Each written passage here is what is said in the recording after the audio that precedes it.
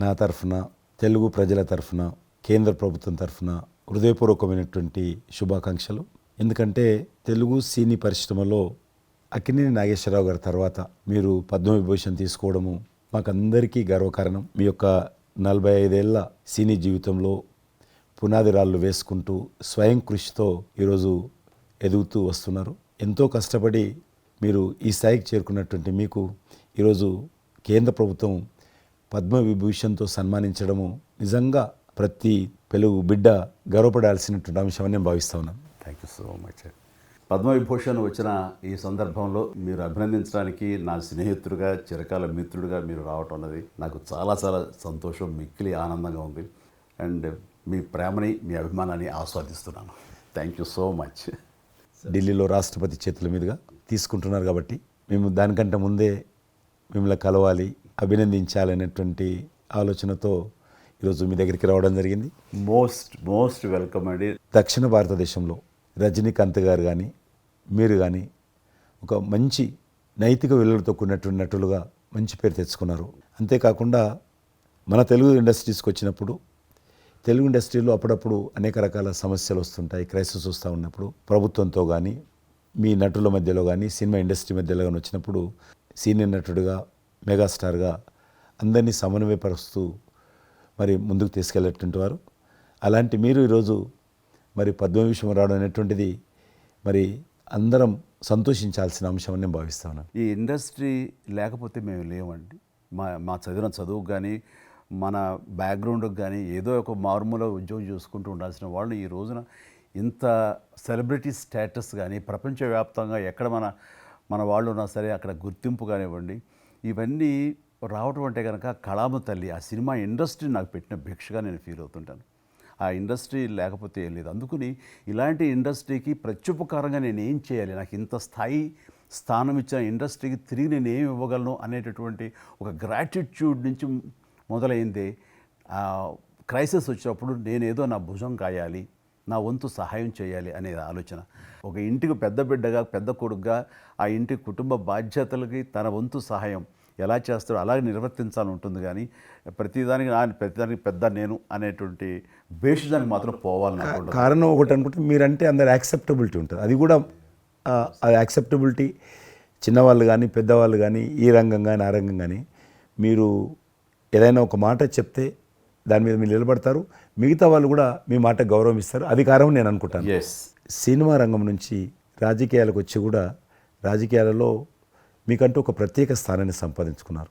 మీరు కొత్త ఒరవడి రాజకీయాల్లో కూడా తీసుకురావడం, మీరు చేపట్టినటువంటి ప్రచార కార్యక్రమం కానీ మీకు వస్తున్నటువంటి స్పందన కానీ అద్భుతంగా. మేమందరం ప్రతి కార్యక్రమాన్ని వేరే ప్రత్యామ్నాయ పార్టీలో ఉన్నప్పుడు కూడా మీ రాకను మేము గమనించే వాళ్ళము. మీరు చేస్తున్నటువంటి ప్రచారము, కొత్త ఒరవడి మీరు అద్భుతంగా చేశారు. ప్రాంతాలకు అతీతంగా మీకు స్పందన లభించింది, చాలామంది గెలిచొచ్చారు. ఒక ఆర్టిస్ట్గా నేను మంచి స్థితిలో ఉన్నప్పుడు రాజకీయాల్లోకి వెళ్ళాల్సినటువంటి ఒక పరిస్థితులు నెలకొన్నాయి. ఆ సమయంలో నేను ప్రజలకి ఏదో చెయ్యాలనే తప్పనే ప్రధానం తప్ప ఎలాంటి పొజిషన్స్ ఏమిటి దీని మీద నాకు దృష్టి లేదు. ఎందుకంటే అన్నిటికీ మించినటువంటి ఉన్నతమైన స్థానాన్ని వాళ్ళ మనసులో వాళ్ళు ఇచ్చిన తర్వాత దానికి మించి నాకు ఏది కావాలి కోరిక లేదు నాకు. అయితే ఇదో చిన్న ఎత్తున మనకి తెలిసి మనకు అందుబాటులో ఉన్నటువంటి చారిటబుల్ ట్రస్ట్ ఇవి పెట్టి చేస్తాను, నేత్రదానం అని, రక్తదానం అని చేస్తున్నాం. కానీ పెద్ద ఎత్తున చేసే అవకాశం భగవంతుడు ఇస్తే కనుక అది చిత్తశుద్ధితోటి నేను మనసావాచ కర్మేణ చెయ్యాలి అని ఆ రకంగా నా కృతజ్ఞత తీర్చుకోవాలని మాత్రం చూపించాలని మాత్రం నాకు ఎప్పుడు ఉంటుండేది. నాకు ఇప్పటికి జ్ఞాపకం ఉంటుంది. ఇది అంతకుముందు ఒకటే ఉండేది, ఇలాగ పెట్టినప్పుడల్లా ప్రతిసారి మీరే జ్ఞాపకం వస్తారు నాకు. ఎంత కీన్ అబ్జర్వేషన్. రాజకీయంగా ఉన్నప్పుడు మాత్రం నాకు ఎల్లేని సంతృప్తి ఎక్కడ లభించిందంటే, ముఖ్యంగా ఇప్పుడు తమరు చేస్తున్నటువంటి శాఖ ఉంది కదా టూరిజం, అది నేను మీకంటే కొంచెం ఒక స్టెప్ ముందుగా దాన్ని నేను అవి నిర్వర్తించినప్పుడు ఆ శాఖలో మంత్రిగా నాకు పొందినటువంటి అనుభూతి కానీ లభించిన సంతృప్తి కానీ అంతా ఇంత కాదు. ఆ రకంగా మాత్రం రాజకీయాలకు వస్తే ఇంత చేయొచ్చా అనేది మాత్రం నాకు సుస్పష్టంగా నాకు అనుభవపూర్వకంగా తెలిసొచ్చింది మంత్రిగా ఉన్నప్పుడు టూరిజానికి. అది అలా అలా వెళ్ళి ఆఖరికి ఒక కల్నరీ ఇన్స్టిట్యూట్ అనేది నాకు అవకాశం తిరుపతిలో నేను వెళ్ళాను. అద్భుతమైనటువంటి ఇన్స్టిట్యూట్ అది.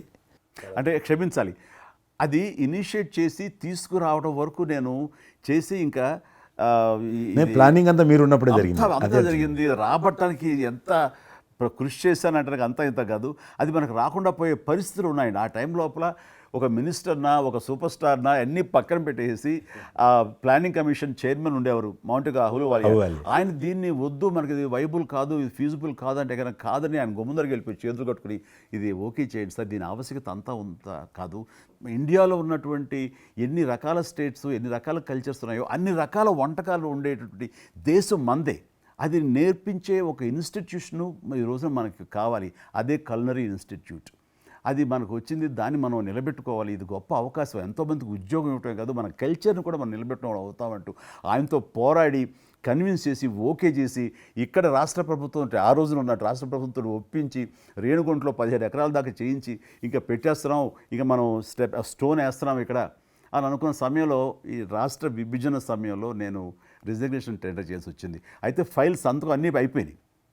దాని తర్వాత ఇమ్మీడియట్గా వచ్చిన కేంద్ర ప్రభుత్వంగా మీరు దాన్ని ఇంప్లిమెంట్ చేసి ఈరోజు రేణుగుంటలో అది మీరు చాలా అద్భుతంగా ఉన్నదండి. ఇంకా దాన్ని ఈ మధ్యలోనే 2 రోజుల క్రితం ఈ మధ్య నేను మా సెక్రటరీని పంపించాను. మళ్ళీ దాన్ని ఇంకా రిక్రూట్మెంట్ కానీ ఇంకా రీడెవలప్మెంట్ కానీ ఇంకా ఏ రకంగా డెవలప్, ఇప్పుడు ఆల్రెడీ మేము ఎస్వి యూనివర్సిటీతో టైప్ చేసుకుంటున్నాము, టీటీడీ వాళ్ళతో టైప్ చేసుకుంటున్నాము, కొన్ని స్టార్ హోటల్స్తో టైప్ చేసుకుంటున్నాము. ఆ రకంగా ఇంకా మీరు ఏదైతే ఆలోచన ఉండనో మీ ఆలోచన ప్రకారం దాన్ని ముందుకు ముందుకు తీసుకెళ్తాం. మీరు రాజకీయాలు ఉన్నా సినిమా రంగంలో ఉన్నా కూడా కల్మషం లేనటువంటి వ్యక్తి అని నేను భావిస్తాను. ఎవరిని పల్లెత్తు మాట అన్నారు, ఇంట్లో అన్నారు అనుకుంటే బయట అన్నారు అనుకుంటాను. పార్టీ పెట్టినప్పుడు కూడా ఎవరన్నా అక్కడక్కడ రాజకీయంగా అన్నా కానీ మీరు వ్యక్తిగతంగా అందరూ గౌరవిస్తారు ఈరోజు ఏ పార్టీలు ఉన్నప్పుడు కూడా. నేను అది ముందస్తుగా చూసింది మీలో కిషన్ రెడ్డి గారు. మిమ్మల్ని మనస్ఫూర్తిగా చెప్తున్నాను, అసెంబ్లీలోకి నేను అడుగుపెట్టినప్పుడు నేను కొత్తవాడిని. నా వెనకాల ఆల్రెడీ ఒకసారి ఎమ్మెల్యేగా చేసి రెండోసారి ఎమ్మెల్యేగా ఉన్న కిషన్ రెడ్డి గారు నా పక్క సీట్లో ఉండేవారు. ఇటు పక్క ఇంకొకరు జయప్రకాష్ నారాయణ గారు, ఆయన ఇటు పక్క చంద్రబాబు నాయుడు గారు, మరో పక్కేమో వైఎస్ఆర్, అందరూ ఉండేవాళ్ళు. వీళ్ళందరూ మాట్లాడుతుంటే, వీళ్ళందరూ రాజకీయ ఉద్దండులు మాట్లాడుతుంటే అందరిని చూస్తుండేవాడిని. అక్కడ నాకు వచ్చిన షాక్ ఏంటంటే, ఫస్ట్ ఒకళ్ళు దుయ్యబెట్టుకుంటూ తిట్టుకుంటూ అసలు దుర్భాషలు ఆడుకుంటూ కొట్లాడుకునే పరిస్థితి వస్తూ ఇక ఫినిష్ అయిపోయింది, ఇక ఒకళ్ళొకళ్ళు మాట్లాడుకోరు, ఇంకా వీళ్ళు దీర్ఘకాల శత్రువులు వీళ్ళు ఇంకా అనే ఫీలింగ్ వచ్చింది. ఇలా ఉంటుందా అనేది. బట్ దానికి విరుద్ధంగా నేను అసెంబ్లీ అయిపోగానే కారులో నడుచుకెళ్తుంటే ఎవరైతే ఇద్దరు తిట్టుకున్నారో ఒకరొకరు దూషించుకున్నారో వాళ్ళు భుజమే చేసుకుని ఏంది భయ్యా నువ్వు అలా అన్నా, నువ్వు అనలేదు భయ్యా, అరే నా నాయకుడు చూస్తున్నాడు అనకపోతే బాగుండదని ఇట్లా అంటుంటే నాకు షాక్ తిన్నాను, చాలా ఆశ్చర్యపోయేవాడిని. ఇది ఇలా ఉంటుందా? మీ సినిమా ఫీల్డ్ కంటే ఎక్కువ నటులు ఉంటారు, మీ సినిమా ఫీల్డ్ కంటే ఎక్కువ నటులు రాజకీయాల్లో ఉంటారేమో అలా అనిపిస్తుంది నాకు. అక్కడ అలాంటి పరిస్థితుల్లో ఒక నిబద్ధతతోటి ఇష్యూ బేస్డ్గా మాట్లాడుతూ తను అనుకున్నవి నిర్దిష్టంగా చెప్పగలిగేటటువంటి నాయకుల్లో మిమ్మల్ని అబ్జర్వ్ చేశాను. మీరు ఎక్కడ ఎవరిని దుర్భాషలాట నేను చూడలేదు, ఎవరిని పౌరుషంగా మాట్లాడటం చూడలేదు, ఎవరిని ఎద్దేవా చేయటం రెడిక్యూల్ చేయడం నేను చూడలేదు.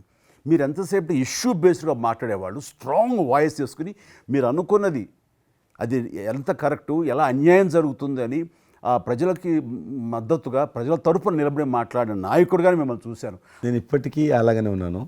అవును, మా పార్టీలో ఉన్న కొంతమంది కానీ బయట ఉన్నటువంటి వాళ్ళు కానీ కొంత మీడియా విలేకరులు కానీ నువ్వు ఆ రకంగా మెత్తగుంటే లాభం లేదు, ఇప్పుడు రాజకీయాలలో నువ్వు కూడా పరుషంగా మాట్లాడాలి, వ్యక్తులను చాలా గట్టిగా మాట్లాడాలి అంటారు. కానీ నేను అదే అంటాను, నేను ఇప్పుడు మారలేను, నాకు అవసరం కూడా లేదు, నేను ఇలానే ఉంటాను.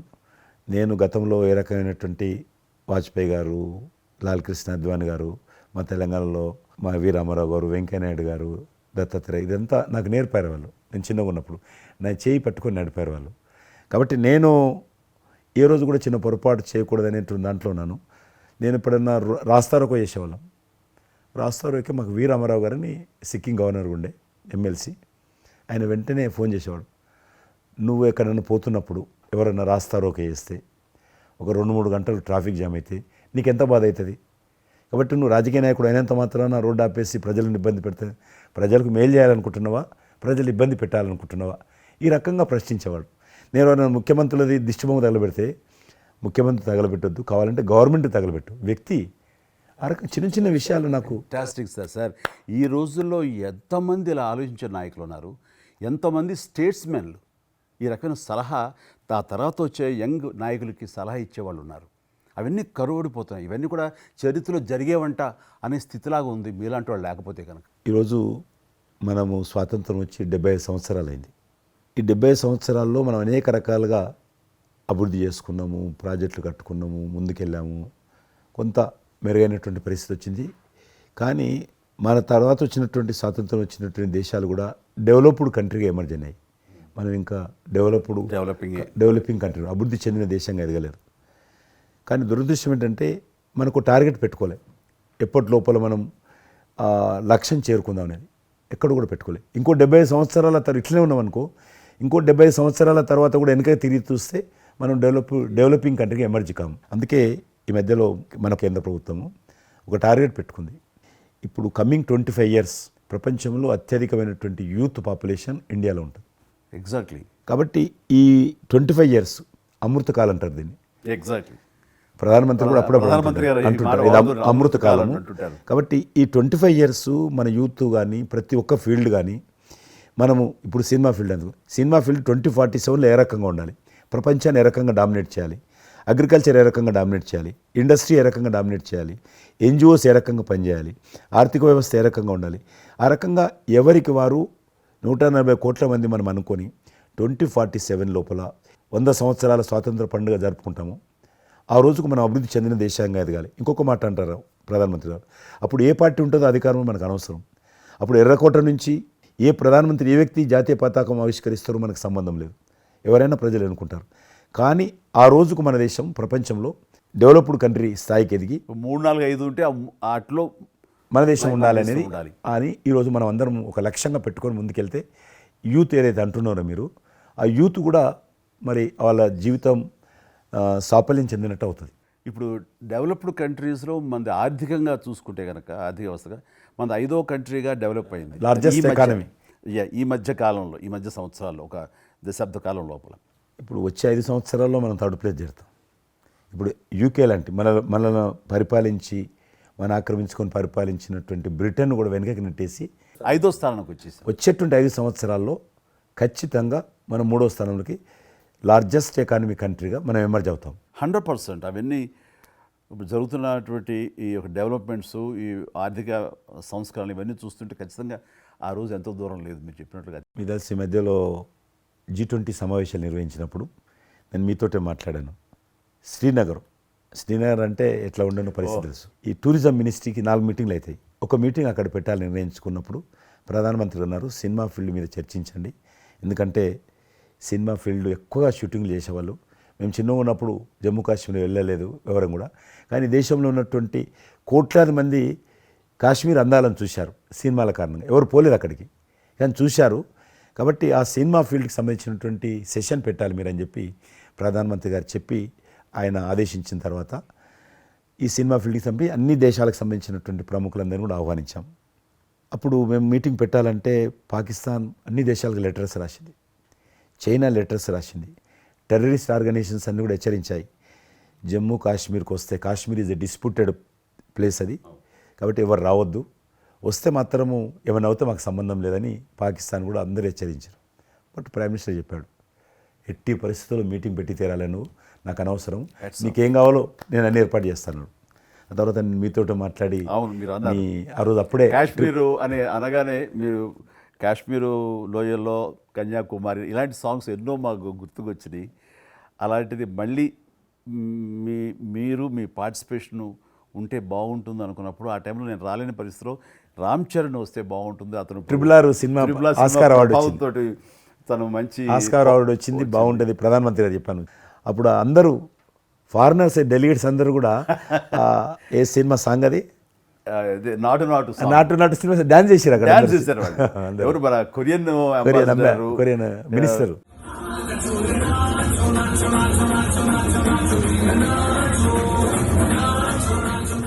అలాగే ఇంకొక జర్మన్ అంబాసిడర్స్ చాలా మంది కింద మీరు చూసింది కొద్దిమందిని కింద చాలా మంది చేశారు ఆ పాట పెట్టి చేసినప్పుడు. సో ఇప్పుడు మీకు మనవి చేస్తున్నాను, లాస్ట్ 2023లో ఇప్పుడు ఆ ఆర్టికల్ 370 తెలియించిన తర్వాత 23 కానీ 22 కానీ ఆల్మోస్ట్ మోర్ దెన్ 300 పిక్చర్స్ అవి మరి ఓటీటీ సినిమాలు కావచ్చు, టీవీ సీరియల్స్ కావచ్చు, మన సినిమాలు కావచ్చు, కొన్ని బయట దేశాలకు సంబంధించినటువంటి సినిమాలు కూడా ఆల్మోస్ట్ 300 పిక్చర్స్ షూటింగ్ జరిగాయి అక్కడ లాస్ట్ 2 ఇయర్స్లో.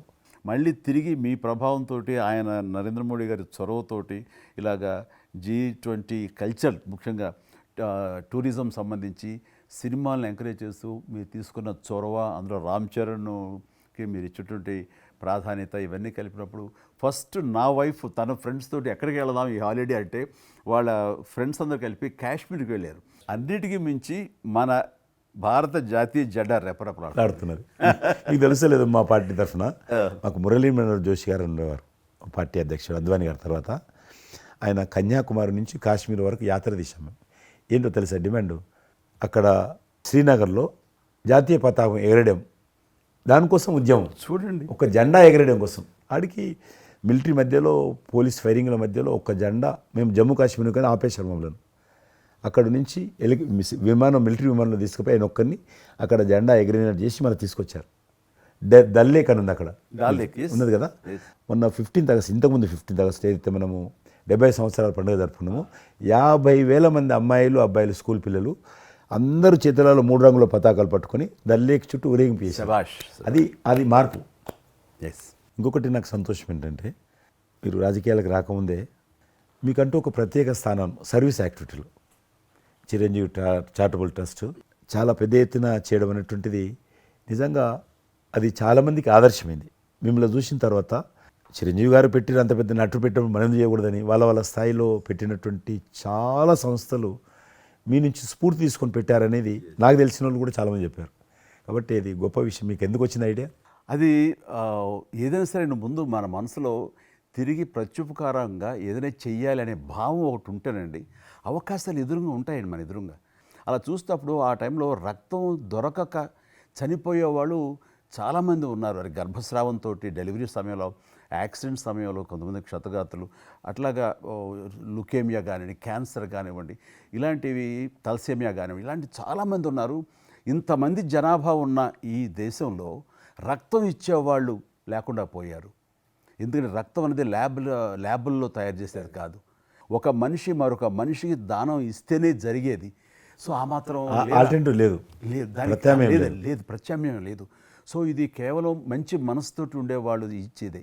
వాళ్ళని మోటివేట్ చేయాలంటూ నేను ఏం చేస్తానంటే, నా ఫ్యాన్స్ని ఫస్ట్ మోటివేట్ చేద్దామని దీని ఆవశ్యకత చెప్పడం కోసంగా షార్ట్ ఫిల్మ్స్ కానివ్వండి, ఎక్కడ పెడితే అక్కడ నేను ఇవ్వటం మొదలుపెట్టేసరికి ఈ రోజున రక్తం ఇవ్వటం కోసంగా ముమ్మరంగా ముందుకు రాగలుగుతున్నారు అంటే దాన్ని ఇనిషియేట్ చేసింది, దానికి ముందస్తుగా దాన్ని మోటివేట్ చేసింది నేను అని చెప్పుకోవడానికి నాకు గొప్ప విషయం అండి. కానీ మీరు ఒక ఉద్యమంలాగా తయారు చేశారు దాన్ని, ఒక మూమెంట్ లాగా తయారు చేసి మిషన్కి hats off to my fans and motivate అయిన ధర్మాత్ములు, మంచి మనసు ఉన్న వాళ్ళు ఎంతోమంది ముందుకు వచ్చారు. వాళ్ళందరికీ కూడా ఈ సందర్భంగా చేతులెత్తి నమస్కరిస్తాను. ఇక్కడ మీ గురించి నేను ఇంకోటి విన్నాను, మీరు ఏదైతే నా సేవా కార్యక్రమాల గురించి మీరు ప్రస్తావించారో అదే సమయంలో నేను కోవిడ్లో కూడా నేను కొంచెం యాక్టివ్గా ఉండి మా కార్మికులకి సంబంధించి 3 నెలల పాటు 4 నెలల పాటు నా మిత్రుల సహకారంతో నేను కొంత అమౌంట్ తోటి సినిమా ఫీల్డ్లో పనిచేస్తున్నటువంటి బాయ్, దాదాపు ఆఫీస్ బాయ్ నుంచి మొదలు పెడితే టెక్నీషియన్స్ వరకు కూడా మీరు చాలా పెద్ద ఎత్తున చాలా మందికి నేను గ్రాసరీస్ ఇవ్వగలిగాను, వాళ్ళకి బయటికి రాని పరిస్థితిలో. బట్ అదే పరిస్థితిలో మీరు దేశవ్యాప్తంగా, మీరు ముఖ్యం ఇక్కడ మన రాష్ట్రానికి సంబంధించి తెలంగాణలో మీరు ఫ్రంట్ లైన్లో ఉండి ప్రతి వాళ్ళని పరామర్శిస్తూ, ప్రతి హాస్పిటల్కి వెళుతూ, ఎవరైతే ఆ రోజున ఫ్రంట్ లైన్ హీరోస్ ఉన్నారో వాళ్ళందరినీ పరామర్శిస్తూ మీరు అద్భుతంగా పెద్ద ఎత్తున చేశారు. అదే కాకుండా మన ఇండియా లెవెల్లో మీరు corona command control room, corona command control room మీకు మీ ఆధ్వర్యంలో జరిగింది. అప్పుడు మీరు చేసిన సేవల గురించి దేశం ప్రస్తావించారు. అంటే అప్పుడు నోడల్ మినిస్ట్రీ, హోమ్ మినిస్ట్రీ ఉండింది. ఏమైనా డైరెక్షన్స్ దేశానికి ఇవ్వాలన్నా, రాష్ట్ర ప్రభుత్వాలకు ఇవ్వాలన్నా, లాక్డౌన్ ఎక్కడ పెట్టాలి, ఎక్కడ పెట్టకూడదు, ఎప్పుడు పెట్టాలా, లాక్డౌన్లో ఏ స్థాయికి వెళ్ళాలా, అన్నీ కూడా హోమ్ మినిస్ట్రీ ఇచ్చేది. నేను అప్పుడు హోమ్ మినిస్ట్రీలో ఉన్నాను. ప్రజలకు రోజువారీ అవసరమైనటువంటి 24 మినిస్ట్రీస్ ముగ్గురు జాయింట్ సెక్రటరీస్ ఒక్కొక్క మినిస్ట్రీ నుంచి 8 గంటల చొప్పున హోల్ నైట్ టు డే 24/7. 24/7 ఆ బ్యాచ్ కరోనా కంట్రోల్ రూమ్లో కూర్చోవాలి. ఆ రకం కూర్చున్నప్పుడు దానికి యాజ్ ఎ మినిస్టర్గా నన్ను ఇన్ఛార్జ్ పెట్టారు ప్రధానమంత్రి గారు, అమిత్ షా గారు. చాలా అద్భుతంగా నేను కూడా ఆల్మోస్ట్ 1.5 మంత్ ఆఫీసులోనే పడుకున్నాను. మిలిటరీ విమానాలలో ఆక్సిజన్ పంపించాను, మీకు తెలుసు మిలిటరీ విమానాలు. చాలా ఒక ఒక విమానం ఢిల్లీ నుంచి ఆక్సిజన్ తీసుకొని వస్తే గ్రీన్ ఛానల్ ద్వారా హైదరాబాద్ సికింద్రాబాద్ స్టేషన్ వచ్చేంత వరకు కూడా ఎక్కడ ఆగకపోయేది. అంత నెట్వర్క్ గ్రీన్ ఛానల్ అంటారు. ఆ రకంగా విమానాల ద్వారా నేను గాంధీ హాస్పిటల్కి ఆల్మోస్ట్ 12 సార్లు పోయాను లోపలికి. ఎవరైతే వెంటిలేటర్ మీద పేషెంట్స్ ఉంటారో నేను బుక్ ఒకటి ప్రింట్ చేశాను. వెంటిలేటర్ మీద పేషెంట్ దగ్గరికి వెళ్ళి దగ్గరగా మాట్లాడాను. దేవుడి మీద భారం ఇచ్చి తిరిగాను. ఆ రకంగా ఎందుకు వెళ్ళానంటే ఏదో పబ్లిసిటీ కోసం కాదు. డాక్టర్లు పనిచేస్తున్నారు, ఆడ నర్సులు పనిచేస్తున్నారు, మోరల్ సపోర్ట్ ఇవ్వడం కోసం. ఆడ శానిటేషన్ సిబ్బంది పనిచేస్తారు, క్లీన్ చేయడం. వాళ్ళు పనిచేస్తున్నప్పుడు మనం వాళ్ళని గాలికి వదిలేసి మీరు పని చేయండి, మేము రాజకీయ నాయకులము, మేము ఇళ్ళల్లో ఉంటాము, మేము రాము అని కూడా దాన్ని బట్టి నేను లోకల్గా ప్రజాప్రతినిధిని, ఎంపీని అని చెప్పి మా ఇంట్లో భయపడుతున్నా, అందరూ భయపడుతున్నా. ప్రెస్ వాళ్ళందరూ వచ్చేవాళ్ళు. ప్రెస్ వాళ్ళందరినీ గేట్ కాడ బయట మెయిన్ గేట్ కాడ ఆపాడు. ఇక నేను పోయేవాడిని, మొత్తం చూసేవాడిని. ఆ సూపరింటెండెంట్ కూడా నాతో పాటు లోపలికి వచ్చేవాడు ధైర్యం చేసి నేను వెళ్ళినప్పుడు. ఆ రకంగా పూజారులు ఉంటారు దేవాలయాలలో. పూజారులు కూడా చాలా పేదవాళ్ళు ఉంటారు, మీకు తెలుసు. వాళ్ళకు దేవాలయాన్ని క్లోజ్ అయినాయి కదా. ఆ టైంలో పూజారులు అందరికీ గ్రాసరీస్ పంపించడము, మీలాంటి వాళ్ళ దగ్గర పెద్దవాళ్ళ దగ్గర సాయం తీసుకొని మా కార్యకర్తలకు పంపించడము, పోలీస్ స్టేషన్లో పోలీసుకు పంపించడము, హోంగార్డ్స్ పంపించడము. ఈ రకంగా నేను కూడా కొద్దిగా గొప్ప చేశాను. ఇక్కడ మా వాళ్ళతోటి కలిసి నా కాన్స్టిట్యున్సీ చూసి ఈవెన్ నా పార్టీలో ఉన్నటువంటి నాకు పనిచేసినటువంటి పేద కుటుంబాల కార్యకర్తలకు కూడా గ్రాసరీస్ పంపించాను నేను. ఆ రకంగా కూడా వర్కౌట్ చేశాను. మీ కుటుంబంలో కూడా చాలామంది మీకు బంధువులు సినిమాలు వచ్చారు. అందులో ఇద్దరు ప్రముఖంగా మీ అబ్బాయి చరణ్ గారు కావచ్చు, మీ సోదరుడు పవన్ కళ్యాణ్ గారు కావచ్చు. వాళ్ళిద్దరిట్లో మీకు నచ్చిన సినిమా ఏముంటుంది? పవన్ కళ్యాణ్ సినిమాల్లో నాకు తొలి ప్రేమ ఒకటి చాలా ఇష్టం, బద్రీ ఇష్టం, అలాగే జల్సా అనే ఇంకో సినిమా, అత్తారెడ్డి దారేదైతే చాలా నేను చూశాను అది. అవి తను చేసినవి సినిమాలైనా అన్నీ కూడాను అద్భుతమైన సినిమాలే, 1-2 తప్ప.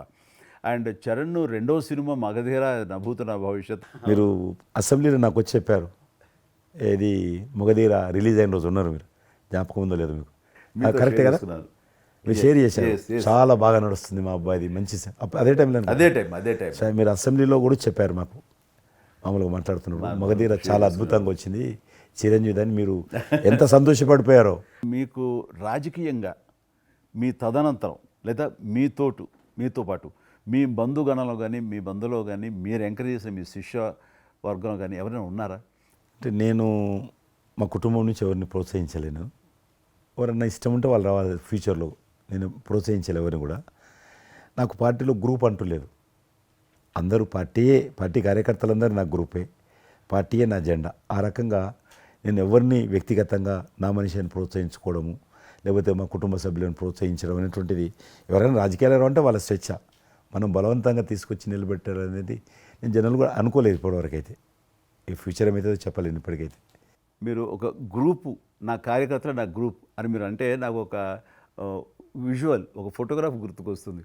మీరు వైట్ హౌస్ ముందు మీరు కొంతమంది కార్యకర్తలు అలా ఉన్నారు, కానీ వాళ్ళు నిశ్చితంగా చూస్తే నరేంద్ర మోడీ గారు ఉన్నారు ఆ టైం లోపల. మీకు అప్పటి నుంచి కూడా నరేంద్ర మోడీ గారితో సత్సంబంధాలు ఉండేవా? అద్వానీ గారు ప్రెసిడెంట్ ఉన్నప్పుడు 1994లో నేను అప్పుడు యూత్ వింగ్లో పనిచేస్తున్నాను. American council of young political leaders, అది యుఎస్ గవర్నమెంట్ ఏజెన్సీ. వాళ్ళు ఏం చేసేవాళ్ళంటే కొన్ని ముఖ్యమైనటువంటి దేశాల నుంచి అప్పుడప్పుడు యూత్ డెలిగేషన్, పొలిటికల్ పార్టీకి సంబంధించినటువంటి యూత్ డెలిగేషన్, యంగ్ లీడర్స్ అంటారు, యంగ్ లీడర్స్ని పిలిచి మా దేశం ఏ రకంగా అభివృద్ధి చెందుతుందో మీరందరూ చూసి మీరు మీ దేశాల్లో మాకు దేశం గురించి ప్రచారం చేయాలి, వాళ్ళ కాన్సెప్ట్ అది. అద్వానీ గారు ముగ్గురిని సెలెక్ట్ చేశారు. నన్ను హైదరాబాద్ నుంచి, తెలంగాణ ఉమ్మడి రాష్ట్రం ఆంధ్రప్రదేశ్ నుంచి, కర్ణాటక నుంచి అనంత్ కుమార్ అని చనిపోయారు, మినిస్టర్ ఉండేవారు, సివిల్ అవియేషన్ మినిస్టర్ ఉండేవాడు, కల్చర్ మినిస్టర్, ఆయన చనిపోయారు మధ్యలోనే. అక్కడ గుజరాత్లో ఆర్గనీ పార్టీకి సెక్రటరీ ఉండేవాడు నరేంద్ర మోడీ గారు, అప్పుడు మినిస్టర్ కాదు ఇంకా మా ముగ్గురిని సెలెక్ట్ చేసి ఢిల్లీకి పిలిచి ఇట్లా మీరు పార్టీ తరఫున పోవాలి అని చెప్పి, నన్ను కూడా నువ్వు పోవాలన్నప్పుడు నాకు పాస్పోర్ట్ లేదు, నాకు చాలా చిన్న ఏజీ, ఫ్లైట్లో మొదటిసారి పోయినా నేను. తొందర రమ్మంటే మా పార్టీ ఫ్లైట్ టికెట్ ఇస్తే పోయాను. మాట్లాడినాక వారు చెప్పారు మీరు ముగ్గురు అని కూర్చున్నాక ఇంటి ముందోటి కటింగ్ షాప్ ఉంది. నరేంద్ర మోడీ గారి గడ్డ ఉంది, నాకు గడ్డ ఉంది, చిన్నోని. మీరు ఇద్దరు క్లీన్ షేవింగ్ చేసుకురా అన్నాడు. నరేంద్ర మోడీ ఇంటి మా అమ్మ పోయిన క్లీన్ నాకు చూపించాలండి మళ్ళీ వచ్చి. మళ్ళీ పోయి క్లీన్ షేవింగ్ చేసుకొని నరేంద్ర మోడీ గారు మేము ఇద్దరం, ఎందుకనంటే అయినా మీరు పార్టీ రిప్రజెంట్ చేయడం లేదు, మీరు ఇండియాని రిప్రజెంట్ చేస్తున్నారు, టైంకి రావాలా, టైం పోవాలని చెప్పి మమ్మల్ని పంపించిన తర్వాత నరేంద్ర మోడీ గారు మీరు చూడండి ఆ ఫోటోలో ఆయన సంఖ్య ఒక బ్యాగ్ ఉంటుంది. ఆ బ్యాగులో పుస్తకము పెన్ ఉంటుంది. మేము రాజులాగా పుస్తకం లేదు, పెన్ లేదు, మేము పోతుంటే అందులో భాగంగానే వైట్ హౌస్ లోపల రానిచ్చేవాళ్ళు చాలా దూరంకి వెళ్ళి, కానీ చూపించేవాళ్ళు బయట ఉండే కొంత అమెరికా ఇది వైట్ హౌస్ అక్కడ కనిపిస్తుంది, అందులో అది ప్రెసిడెంట్ రూము, ఇక్కడ కనిపిస్తుంది కిచెను, ఇది కాన్ఫరెన్స్ హాలు. బయట నుంచి అందరు చెప్పేటోళ్ళు చాలామంది ఉండేవాళ్ళు. అదే నేను చూసి గైడర్స్, టూరిస్ట్ గైడ్స్ ఉంటారు కదా, వాళ్ళు చాలామంది అక్కడ పోతే చెప్పేవాళ్ళు. ఆ రకంగా అక్కడ దిగినటువంటి ఫోటో అది. ఎందుకు రిలీజ్ చేశానంటే ప్రధానమంత్రి గారు అయిన తర్వాత నాకు ఫోన్ చేశాడు, కిషన్ ఏమన్నా మీ దగ్గర ఫోటోలు ఉన్నాయా? ఆయన దగ్గర లేవు పాపం. ఓకే, నాకు ఫోన్ చేశాడు. నేను ఎమ్మెల్యే క్వార్టర్స్లో అవన్నీ ఫోటోలు తీసినాక ఇంత కట్ట ఉండే కానీ అన్నీ అంటుకొని ఒకటి మనకు తెలియదు కదా, మొత్తం పాడిపోయినాయి. 8 ఫోటోలు దొరికినాయి. అందులో ఏదో ఒకటి దొరికింది, బోటు థమ్స్అప్ తాగుతూ, అప్పుడు థమ్స్అప్ తాగొద్దని కూడా తెలియదు, ఇది మల్టీనేషనల్ కంపెనీ అటువంటి ఏం లేదు అప్పుడు. బోట్ నడిపిస్తున్న ఫోటో, ఇవన్నీ కూడా కొన్ని దొరికితే పంపించాను. ఆయన ఏ వైట్ హౌస్ ముందు అయితే నేను ఫోటో దిగాను గేట్ కాడ, ఈరోజు అదే వైట్ హౌస్ ఆహ్వానం మేరకు వైట్ హౌస్ లోపలికి వెళ్తున్నానని ఆ ఫోటో రిలీజ్ చేశాడు. Excellent experience. ప్రైమ్ మినిస్టర్ ఆ ఫోటో అప్పుడు బయటకు వచ్చింది. ఆ ఫోటో బయటకు వచ్చింది. ఆ రోజు ప్రైమ్ మినిస్టర్ గారు అయిన తర్వాత అమెరికాకి వెళ్తున్న రోజు రిలీజ్ చేసిన ఫోటో అది. మీరు మాకు ఒక మాట ఇచ్చారు, మీరు మన ఆఫీస్ ఏదైతుందో టూరిజం ఆఫీసు ఢిల్లీలో నేను వస్తాను, మన ఇద్దరం ఒకసారి ఎందామని అన్నారు. కానీ మీ ఒత్తిడి కారణంగా మన ఒత్తిడి కారణంగా జరగలేదు. ఇంకా అది రేపు ఎలక్షన్స్ తర్వాత మళ్ళీ అది చెప్పలేము కాబట్టి అది నేను చెప్తున్నాను, మీరు అక్కడే ఉంటాను, వస్తాను. అది కాకుండా మీరు నాకు ఇంకా జ్ఞాపకం, ఆఫీస్లో ఉన్నప్పుడు నాకు గర్వం ఫీల్ అవుతాను. ఎందుకంటే మీరు పెట్టిపోయినటువంటి ఫోటోలు, ఇండియాకి సంబంధించినటువంటి టూరిజం డెస్టినేషన్ యొక్క ఫోటోస్ ఏవైతున్నాయో అవి ఇంకా ఆ రకంగానే ఉన్నాయి. నేను అడిగిన ఎవరు పెట్టారంటే చిరంజీవి గారు పెట్టారంటారు. డ్రైవర్ కూడా మీకైతే డ్రైవర్ ఉండను, అతను ఇప్పుడు నా దగ్గర ఉన్నాడు, రణధీర్. మీకు చెప్తుంటాడు, సార్ మై చిరంజీవి సాబ్ కभी मैं ही साहब ड्राइवर मैं ही चलाता उनका गाड़ी दिल्ली में आज आपको मैं चला रहा हूं साहब అంటాడు. ఇంకా ఉన్నాడు పాపం. చాలా సీనియర్ అండి అతను, చాలా మంచివాడు. మన ఉమ్మడి ఆంధ్రప్రదేశ్ ఉన్నప్పుడు మనం ఇండియాలోనే మనమే ఆరోగ్యశ్రీని ప్రారంభించామన్నది నాకు తెలిసినటువంటి వాస్తవం. ఆ తర్వాత మిగతా రాష్ట్రాలు కూడా వ్యాపించింది అనేది చాలా ఇది. అలాంటి ఆరోగ్యశ్రీకి కిషన్ రెడ్డి గారే ఆద్యులు, అంకురార్పణ చేసిన వాళ్ళు అని బయట బాగా వినికిడి ఉంది. ఆ తర్వాత ప్రభుత్వాలు పికప్ చేసాయి. అది ఎందుకు, ఎలాగా, అది మీరు ఎట్లా ఇనిషియేట్ చేశారు ఆరోగ్యశ్రీ అనేది? 2004 నేను ఎమ్మెల్యే అయినప్పుడు పేరున్న మందకృష్ణ మాదిక్ గారు, ఆయన వాళ్ళకి సంబంధించినటువంటి ఎస్సీ వర్గీకరణ మీద పోరాటం చేస్తూనే సామాజిక సమస్యల మీద కూడా పోరాటం చేసేవారు. దివ్యాంగులకు పెన్షన్ పెంచాలని ఆయన తిరుగుతున్నప్పుడు ఈ అనేక జిల్లాలలో గుండె జబ్బులు ఉన్నటువంటి పిల్లలు జన్మించేవాళ్ళు. వాళ్ళకి ఆ రోజు ఒక ఆపరేషన్ చేయాలంటే 10 లక్షలు, 12 లక్షలు, 13 లక్షలు అయ్యేది. పేదవాళ్ళకి అది అవకాశం ఉండేది కాదు. చాలామంది చనిపోయేవాళ్ళు కూడా. అప్పుడు రాజశేఖర రెడ్డి గారు ముఖ్యమంత్రిగా ఉన్నారు. మేము ట్యాంక్ బండ్ కింద అంబేద్కర్ భవన్ ఉంది, అక్కడ మీటింగ్ పెట్టుకున్నాము. ఒక 3000 మంది పసిపిల్లలు వాళ్ళ తల్లిదండ్రులు వచ్చారు. మీటింగ్ అయినాక ఆ మీటింగ్లోనే ఒక అబ్బాయి చనిపోయాడు. ఇప్పుడు ఏం చేయాలి సేమ్ అబ్బాయి అంతే వచ్చాడు, చిన్న పసిబాబు అందే వచ్చాడు, అబ్బాయి చనిపోయాడు. మేము ఏం చేసినాం, నేను మందకృష్ణ గారు కలిసి, నేను కూడా ఉద్యమానికి వెళ్ళాను. ఆ అబ్బాయి డెడ్ బాడీ పట్టుకొని అంబేద్కర్ ట్యాంక్ బండ్ నుంచి అంబేద్కర్ విగ్రహం దగ్గరకు వచ్చాం. మాతో పాటు ఆ పసిపిల్లలందరినీ తీసుకొచ్చాం, 3000 మంది పసిపిల్లలు. అంబేద్కర్ ట్యాంక్ బండ్ దగ్గర అంబేద్కర్ విగ్రహం మొత్తం ఆ పిల్లలు వాళ్ళ తల్లిదండ్రులు కూర్చున్నాం, డెడ్ బాడీ పెట్టుకొని కూర్చున్నాం. ఎట్టి పరిస్థితుల్లో రాష్ట్ర ప్రభుత్వము అందరికీ కూడా ఉచితంగా చిన్నపిల్లలందరూ కూడా ఆపరేషన్ చేయించాలి, ప్రైవేట్ హాస్పిటల్లో కానీ ఎక్కడైనా వాళ్ళ ఇష్టం చేయించాలి, వీళ్ళ ప్రాణాలు కాపాడాలని డిమాండ్ తోటి కూర్చున్నాం. 11 గంటలకు కూర్చున్న తర్వాత రాజశేఖర రెడ్డి గారు దురదృష్టం ఆ రోజు ఢిల్లీకి వెళ్ళిపోయాడు. ఢిల్లీలో ఉన్నాడు. బట్ ఢిల్లీ నుంచే ఫోన్లో మాట్లాడాను నేను. మాట్లాడి నేను తర్వాత ఆలోచిస్తాం, మీరు అట్లా చేయొద్దు, ఎందుకంటే మమ్మల్ని లాఠీ చేయడానికి వీలేదు, పసిపిల్లలు, గుండె జబ్బులు ఉన్న పిల్లలు, మమ్మల్ని నెట్టేయడానికి వీలేదు పోలీసులో కూడా విచిత్రమైన పరిస్థితి, ఆందోళన, ఉద్యమం చేస్తున్నాం మేము, చాలా డెడ్ బాడీ పెట్టుకొని ఉన్నాం, ఏం చేయాలో పోలీసులకు తోచది. ముఖ్యమంత్రి గారు అన్నప్పుడు రాజశేఖర గారు మా మెడ మీద కత్తి పెట్టి మీరు ఈ రకంగా దబాయిస్తున్నారు, ఏమని అనుకోండి సార్, మీరు కృష్ణ గారు చాలా గట్టిగా ఉన్నారు, ఏమని అనుకోండి, మీరు ఎట్టి పరిస్థితుల్లో ఇది చేయాలని చెప్పి మేమిద్దరం కదలాలి. రాత్రి ఆల్మోస్ట్ 10 o'clock మళ్ళీ ముఖ్యమంత్రి గారు ఫోన్ చేసి, మీరు మాట చెప్పడం కాదు, ఆర్డర్ రావాలను. వీళ్ళందరికీ ఫస్ట్ మేము రాష్ట్ర ప్రభుత్వం తరఫున గుండె జబ్బులు ఉన్నటువంటి పిల్లలందరికీ ఎంత డబ్బైనా ఖర్చు అయినా సరే మేము ఆపరేషన్ చేయిస్తానని చెప్పి ఢిల్లీ నుంచి మాట ఇచ్చి ఆర్డర్ తీసి మా చేతులు పెట్టినాక మేము పిల్లలందరినీ తీసుకొని వెళ్ళిపోయినాం. ఫస్ట్ పిల్లలు వాళ్ళ తల్లిదండ్రులు. ఆ తర్వాత మళ్ళీ ముఖ్యమంత్రి గారు వచ్చిన తర్వాత మళ్ళీ మీటింగ్ పిలిచాడు మమ్మల్ని. పిలిచి ఈ రకంగా చేయడం తప్పు, మీరు నన్ను బెదిరించారు, బ్లాక్మెయిల్ చేశారు, ఆర్డర్ చేశారు, ఏమని అనుకోసారి మేము పిల్లల ప్రాణాలు కాపాడడం కోసం చేశాం తప్ప మీకు వ్యతిరేకంగా కాదు, ఇంకొకరు కాదు. అందులో బాబు చనిపోయాడు. తర్వాత ముఖ్యమంత్రి ఆలోచన చేసి డాక్టర్లను పిలిచి ఎట్లా చేద్దాము, అప్పుడు సర్వే చేయించాడు. వాళ్ళు గ్రామ పంచాయతీలో సర్వే చేస్తే 2 లక్షల మంది పిల్లలు ఉన్నారు ఒక్క ఆంధ్రప్రదేశ్లోనే. ఉభయ రాష్ట్రాల్లో గుండెకు జబ్బు హోల్ ఉండి పుట్టినటువంటి వాళ్ళు 2 లక్షల మంది పిల్లలు ఉన్నారు. ఇంతమందికి నేను ఎట్లా చేస్తా అది ఇదని మళ్ళీ సర్వే వచ్చిన తర్వాత వెరిఫికేషన్ వచ్చిన లిస్ట్ తీశాడు, అంచనా వచ్చిన తర్వాత అప్పుడు ఆయన ఇన్సూరెన్స్ ఏదైనా చేద్దామా అని, ఆయన డాక్టర్ కదా ఒరిజినల్గా, ఆయన డాక్టర్ వృత్తి, చదువుకున్నది MBBS అయినా, ఆయనకి ఈ విషయం బాగా తెలుసు కాబట్టి ఏం చేద్దామని ఆలోచన చేసి అప్పుడు ఇన్సూరెన్స్ పథకం ఆ పిల్లల కారణంగా, గుండె జబ్బులు ఉన్నటువంటి పిల్లల కారణంగా ఆ 2 లక్షల మందికి పిల్లలు ఇన్సూరెన్స్ చేయాలన్న వచ్చినటువంటి ఆలోచనే ఈ ఆరోగ్యశ్రీ పథకం. అలా మీరు ఇనిషియేట్ చేసినటువంటి ఈ ఆరోగ్యశ్రీ కానివ్వండి, ఇది నిజంగా ఇలాంటి సామాజిక స్పృహ అనేది రాజకీయంగా ఆలోచిస్తే వచ్చేది కాదండి. ఇది మానవతా విలువలతోటి, మానవత్వంతో ఆలోచించారు కాబట్టి ఈ రోజున అది సఫలీకృతం కాగలిగింది. భారతదేశంలోనే అది ఒక అందరూ ఆచరించేటువంటి గొప్ప పథకం అయింది. అది ఎంతమంది లబ్ధి పొందుతారో వాళ్ళందరూ బ్లెస్సింగ్స్ మీకు ఉండాలి. అసెంబ్లీలో ఉండగా నాకు ఒక రిప్రజెంటేషన్ ఇచ్చారు.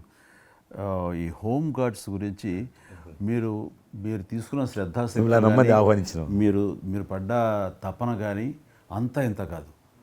అండ్ అది మీరు ఈ రోజున వాళ్ళకి ఏదైనా లబ్ధి చేకూరిందంటే దానికి కూడా నాంది పలికిన వాళ్ళు కిషన్ రెడ్డి గారు. 3,000 జీతం ఉండేది సార్ వాళ్ళకు, కుటుంబము.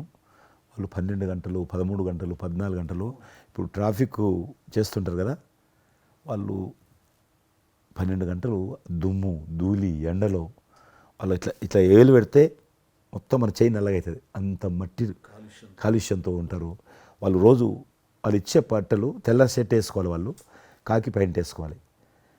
ఉదయం వేసుకునే షర్టు 2 గంటలలో కలర్ మారిపోతుంది. మనం ఇచ్చేటువంటి 3,000 రూపాయలు అలా డ్రెస్ ఉతకడానికే సరిపోతుండే. అందుకే కిషన్ రెడ్డి గారు మీరంటే ఎందుకు గౌరవం అంటే, మీరు రాజకీయ లబ్ధి గురించి ఎప్పుడు చూసేవాళ్ళు కాదు, మీ కాన్స్టిట్యున్సీకే పరిమితమైన మీరు ఎప్పుడు కాదు, విస్తృతంగా అందరికీ లబ్ధి చేకూరే విధంగా తీసుకున్నారు. కాబట్టి అలాంటి మీకు ఆ బలం, మీ వాయిస్కి ఆ స్ట్రెంగ్త్ అలాగా, ఎందుకంటే మీ ఆశయంలో ప్యూరిటీ ఉంది, మీ ఆశయంలో చిత్తశుద్ధి ఉంది మీ ఆచరణలో. కాబట్టి మీలాంటి నాయకుల వల్లనే అవుతుంది ఏదైనా సరే.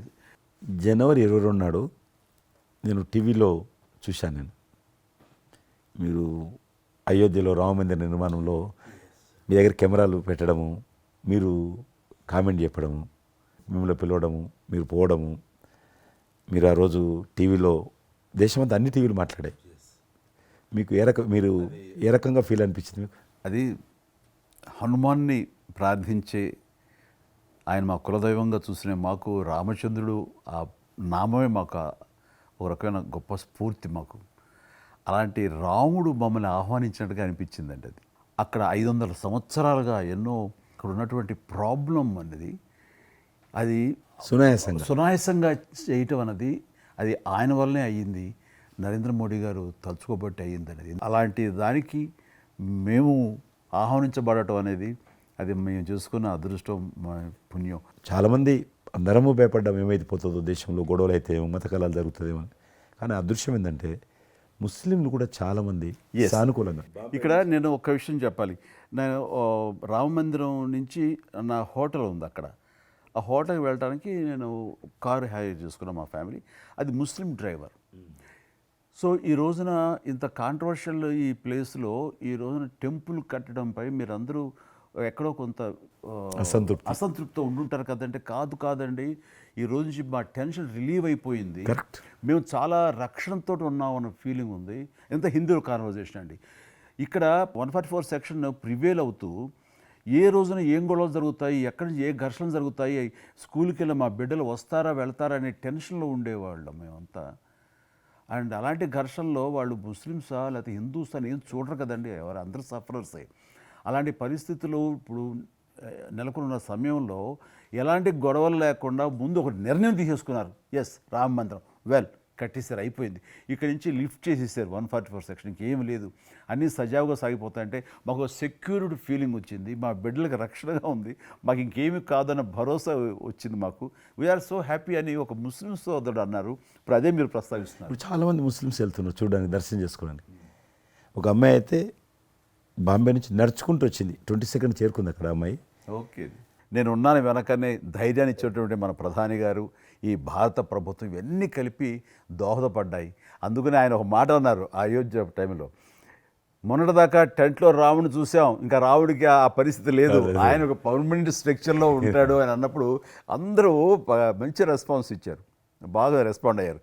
అట్లాగా ఈ రోజున ఆయన తీసుకున్న ప్రతి కార్యక్రమం కూడాను ఒక మత సామరస్యాన్ని సూచిస్తుంది. దానికి నేను ఒక విషయం కూడా చెప్తాను, మీరు చెప్పారు కదా, నేను ఎలక్షన్ ప్రచారానికి 2019లో కానీ అంత ముందుగానే వెళ్ళేవాడిని. డిఫరెంట్ రీజన్స్ మా పార్టీకి సంబంధించి కావచ్చు, ఇతరత్ర కావచ్చు. మేము వెళ్తున్నప్పుడు ముస్లిం సమాజాన్ని బస్తీలు కూడా వస్తాయి కొన్ని. మేము ఎంత మైకులు పెట్టుకొని డ్రమ్ కొట్టుకుంటూ పోయినా కూడా ఒక్కరు కూడా బయటకు వచ్చేవాళ్ళు కాదు. ఇప్పుడు పరిస్థితి త్రిపుల్ తలాక్ అని ఒకటి ఉండేది, అది ముస్లింలో ఒక సాంప్రదాయం. అది ఏదైనా భర్త కోపం వచ్చినా 3 సార్లు తలాక్ అంటే ఆడబిడ్డ ఇంటి నుంచి వెళ్ళిపోవాలి. 3 సార్లు అంటే తలాక్ అంటే వెళ్ళిపోవాలి. అయితే దాన్ని మోడీ గారు త్రిపుల్ తలాక్ సిస్టాన్ని చట్టం చేసి ఇది చేయడానికి వీల్లేదు, ముస్లిం మహిళలకు కూడా హక్కులు ఉంటాయి అని చెప్పి ఆయన చేశాడు. అప్పుడు కూడా చాలామంది భయపెట్టించారు, మత కళాలు జరుగుతాయి, అట్లా వేయొద్దు, నువ్వు ముస్లిం పర్సనల్ విషయాల్లో మీరు జోక్యం చేసుకుంటున్నారంటే ఆయన చాలా వివరంగా చెప్పాడు. ఈరోజు నువ్వు ఒక భర్తగా నీ భార్యకు తలాక్ అని ఇచ్చేసి పంపించేస్తున్నావు.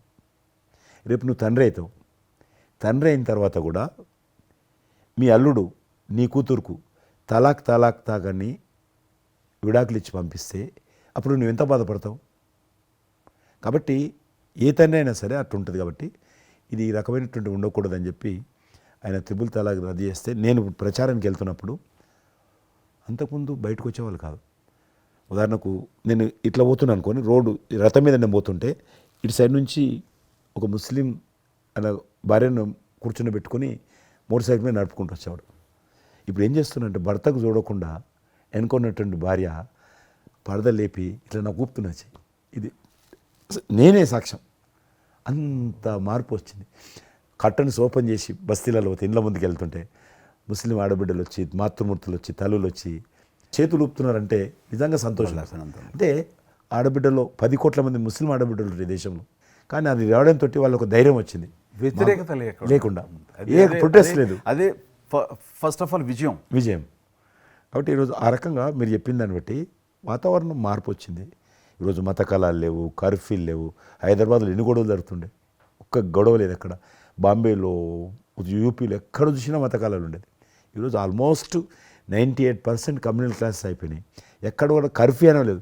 దేశంలో ఎక్కడో దగ్గర కొన్ని నగరాలలో కర్ఫ్యూ ఉంటుండేది, కొన్ని నగరాల్లో మత కళాలు జరుగుతుండేది. ఎక్కడో ఒక దగ్గర యూపీలోను, మధ్యప్రదేశ్లోను, మహారాష్ట్రను, ఇప్పుడు బీహార్లోను ఎక్కడ లేదు. ఈవెన్ జమ్మూ కాశ్మీర్ లాంటి రాష్ట్రంలో కూడా 144 సెక్షన్ లేనటువంటి పరిస్థితి ఉన్నది. మీరు వేయించాలంటే అద్భుతంగా ఉంది మాట. అది నరేంద్ర మోడీ గారు చాలా విజనరీగా ఆ రకంగా చేశారు.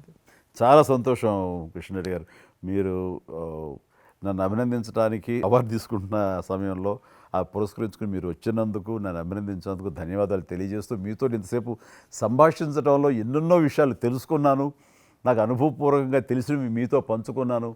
అండ్ మీలాంటి నాయకులు రావాలి, ఉండాలి, మరి ఎంతోమందికి ఇన్స్పిరేషన్గా ఉండాలి. మీ ఆశయాలు, మీ ఆచరణలు, మీ సమస్య పరిష్కార మార్గాలు, అలాగే మీ నాయకుల యొక్క ఆయన ఆశయాలు, ఆయన యొక్క మార్గదర్శకంగా మీ ముందుండి మిమ్మల్ని ముందు నడిపించే విధంగా, తద్వారా అందరూ కలిసి భారతదేశాన్ని మీరు చెప్తున్నట్టుగా అభివృద్ధి చెందిన దేశాల్లో ఒక దేశంగా పెట్టే స్థితికి మనం వెళ్ళాలనే ఆశాభావం మీ అందరితో పాటు నాకు ఉంది. అండ్ మరొకసారి మీకు ధన్యవాదాలు. తప్పకుండా మీరు జీవితంలో ఇంకా మరెన్నో మెట్లెక్కాలి, ఇంకా మీకు మంచి భవిష్యత్తు ఉంది. ఇటు సినిమా రంగానికి సేవ చేయాలి, అటు సమాజంలో కూడా సేవ చేసేటువంటి అనేక రకాల, సమాజం అంటే ఒక రాజకీయాలే కాదు, అనేక రకాలుగా మీరు చేస్తూ ఉన్నారు ఇప్పటికీ. కాబట్టి రేపు భగవంతుడు ఏం చేస్తారు ఎవరి చేతుల్లో లేదు.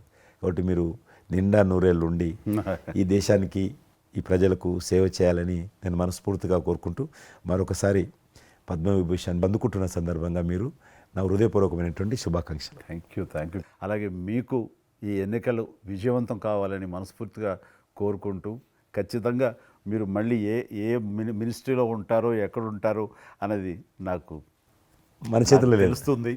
అండ్ వచ్చి మిమ్మల్ని అలా కలుస్తాను నేచర్ మాట ప్రకారం. ఆల్ ద వెరీ బెస్ట్ అండి. Good luck.